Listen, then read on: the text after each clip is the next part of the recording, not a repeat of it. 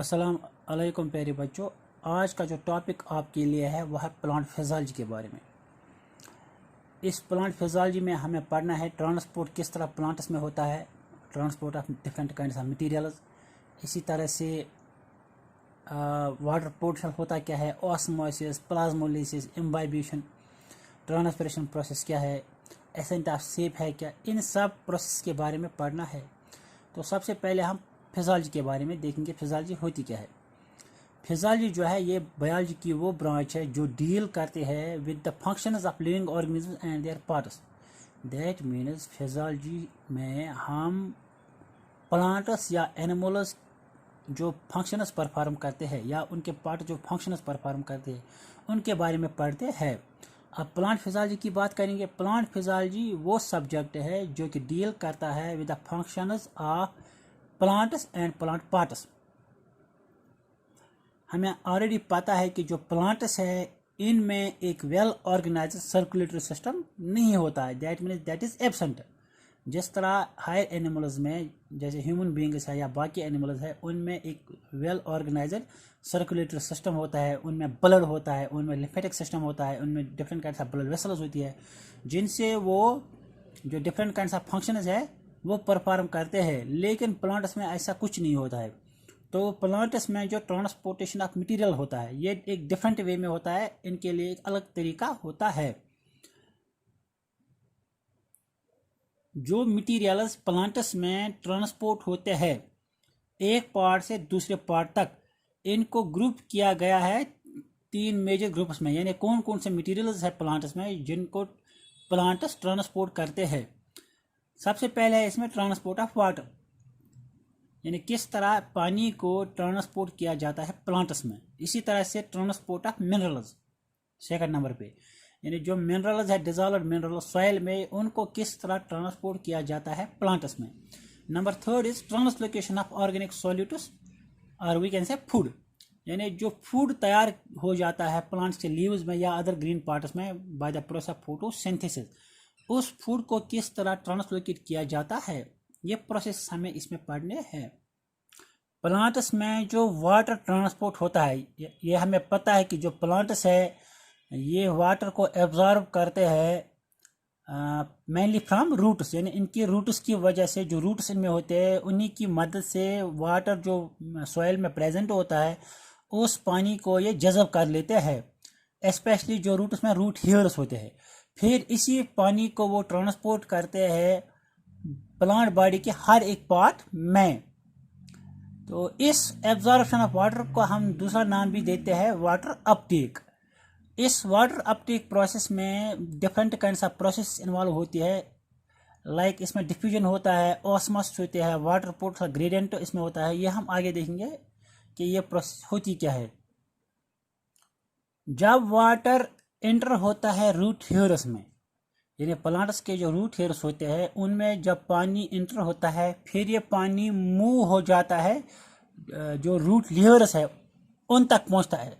दो पाथवेज यहाँ पर काम में आ जाते हैं, यानी दो पाथवेज की वजह से ये पानी जो है ये मूवमेंट करता है फ्रॉम सेलर टू सेलर। एक है सिंपलेस्ट पाथवे, दूसरा है एपोप्लास्ट पाथवेज।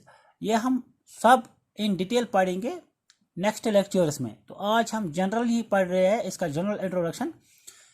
तो अगर शॉर्ट डिस्टेंस मूवमेंट होती है प्लांट पानी की, तो शॉर्ट डिस्टेंस मूवमेंट जो पानी की होती है रूट सेल्स में, ये सेल टू सेल होती है अक्रॉस सेमी परमेबल मेम्ब्रेन्स, यानी एक सेल में पानी इंटर हो गया उसके बाद दूसरी सेल में जाएगा थ्रू दिया सेमी परमेबल मेम्ब्रेन। तो वहाँ पर जो फोर्सेस अप्लाई होते हैं वो होता है डिफ्यूजन, ऑस्मोसिस या वाटर पोटेंशियल ग्रेडियंट।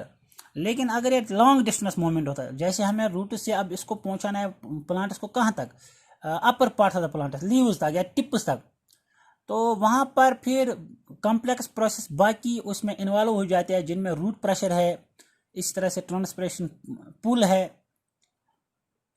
तो ये प्रोसेस वहाँ पर इन्वॉल्व हो जाती है। फिर जितना पानी प्लांट बॉडी को ज़रूरत है for photosynthesis and for other processes वो रिटेन हो जाएगा। जो ज़्यादा पानी इसमें आ जाता है वो पानी ये लॉस हो जाएगा वहाँ से प्लांट पार्ट से through a process, that process known as transpiration.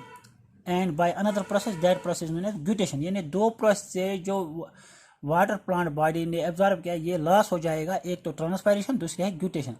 In process के बारे में अभी हम पढ़ेंगे ये है क्या। तो इसका मतलब जो ओवरऑल मैकेनिज्म है transport of water in case of plants, इसको हम सब हेडिंग इसमें डिवाइड करेंगे, कर सकते हैं। नंबर 1 इज सबसे पहले क्या हो जाएगा, एब्जॉर्प्शन ऑफ वाटर, यानी किस तरह पानी एब्जॉर्ब हो जाता है from soil to root hairs, इसको हम बोलते हैं वाटर अपटेक। उसके बाद जो ये एब्जॉर्ब वाटर पहुंच गया है रूट सेल्स में, उसको फिर प्लांट बॉडी के हर एक पार्ट में पहुंचाना है। उसके लिए जो अनदर प्रोसेस होती है उसको बोलते हैं हम एसेंट ऑफ सेप। ये बहुत ही इंपॉर्टेंट प्रोसेस है, यानी किस तरह ये सेप जो जमा हुआ है पानी एंड ये water and different kinds of minerals, इनको फिर प्लांट बॉडी के अदर पार्ट तक पहुंचाना, उसको हम बोलते हैं एसेंट ऑफ सेप, या उसको बोलते हैं upward movement of water and minerals. ये होगी ये नंबर 2। नंबर 3 जो इसमें प्रोसेस हो जाती है प्लांट्स में, वो होती है ट्रांसपायरेशन एंड ग्यूटेशन। ये जो दोनों प्रोसेस है इनको हम यूं कह सकते हैं loss of water from the aerial parts of the plant.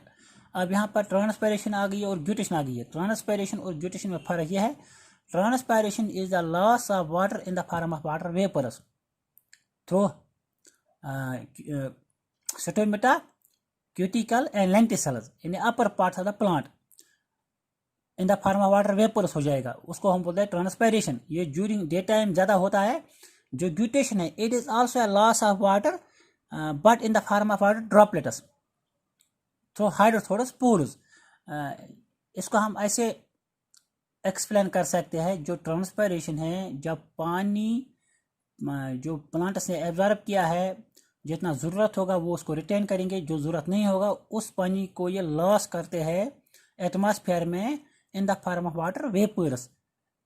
उसको हम बोलते हैं ट्रांसपायरेशन। ये ड्यूरिंग डे टाइम होता है। और जो ग्यूटेशन है ये भी वाटर लॉस ही है, लेकिन ये वाटर ड्रॉपलेट की शक्ल में, जो सुबह आप शबनम के कतरे देखते हो प्लांट्स पे या ग्रासेस पे, वो ग्यूटेशन प्रोसेस होती है। ग्यूटेशन प्रोसेस वो निकलता है वहाँ से। ट्रांसपायरेशन दिन में हो जाए। इसी तरह से अगर आपने देखा होगा जब दिन में जब बहुत ज़्यादा गर्मी होती है तो हम पेड़ के छाँव में बैठते हैं तो वहाँ पर हमें एक कूलिंग इफेक्ट हमें महसूस होता है। वो कूलिंग इफेक्ट इसी ट्रांसपायरेशन प्रोसेस की वजह से हमें महसूस होता है। यह हो गई number 1 process, transport of water. Number 2 process जो है ट्रांसपोर्टेशन में है वो है transport of minerals. Transport of mineral जो प्लांट्स में होता है, यानी जो डिजॉल्व मिनरल्स है सॉइल में, वो पहले एब्जॉर्ब हो जाएंगे, रूट्स उसको उनको एब्जॉर्ब करेंगे, फिर रूट्स से ये ट्रांसपोर्ट हो जाएंगे अपवर्ड मूवमेंट में, यानी प्लांट्स के बाकी पार्ट तक। इसके लिए जो टिश्यू रिस्पॉन्सिबल है वो है जाइलम टिश्यू। ये हमने ऑलरेडी पढ़ा है जाइलम टिश्यू।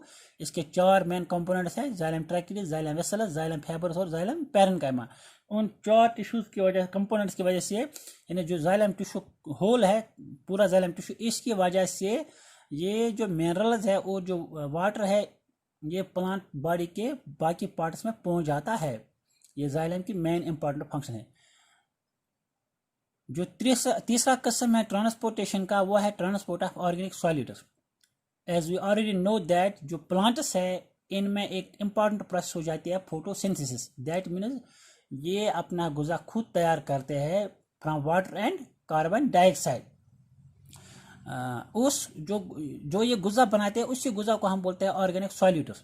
जो ये गुज़ा बनता है ये प्लांट्स के ग्रीन पार्ट्स में बनता है, यानी यूजुअली वो लीव्स होते हैं और जो ग्रीन टिप्स होते हैं, शूट टिप्स, या जो ग्रीन अदर ग्रीन पार्ट्स, कभी कभी ग्रीन ब्रांचेस भी हो सकते हैं, स्टेम भी ग्रीन होता है जैसे ग्रासेस में है। तो जब ये गुज़ा वहाँ बन जाता है, इस गुज़ा को हर एक पार्ट में पहुँचाना है। इसको रूट्स में भी पहुँचाना है, इसको शूट टिप्स में भी पहुँचाना है, फ्रूट्स में भी, लीव्स में भी। तो इस प्रोसेस को हम बोलते हैं वहाँ पर ट्रांसलोकेशन। ट्रांसलोकेशन में यहाँ पर लोकेशन चेंज हो जाती है। ये बाई डायरेक्शनल है, अपवर्ड भी और डाउनवर्ड भी। तो इस तरह से प्लांट्स में ये जो ट्रांसपोर्ट मैकेनिज्म है ये हो जाता है। अब यहाँ पर जो प्रोसेसेस आई, डिफ्यूजन है, ऑस्मोसिस है, वाटर पोटेंशियल क्या होता है, इसी तरह से एम्बाइबिशन, इन सब प्रोसेस को हम अगले लेक्चर में पढ़ेंगे। Thank you.